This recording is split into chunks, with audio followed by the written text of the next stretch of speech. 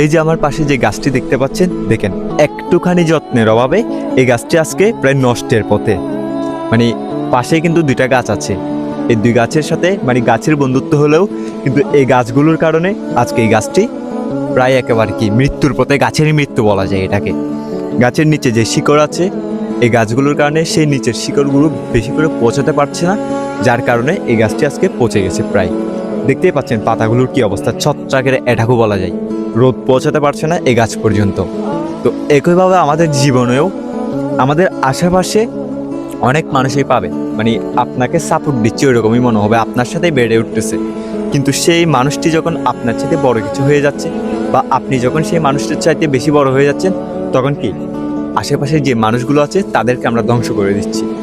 তো একটা কথাই বলবো, নিজের কারণে কখনোই গাছের মতো, গাছের কিন্তু বুঝ নাই, জীবন আছে কিন্তু তাদের মানুষের মতো ভাবনা করার শক্তিটা নাই।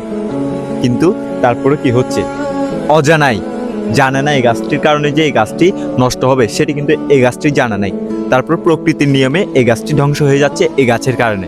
ঠিক একইভাবে আমরাও নিজেরাও নিজেদের অজানাই, মানে নিজেরা না জানতে অবস্থায় অন্যের ক্ষতি করে ফেলতেছি।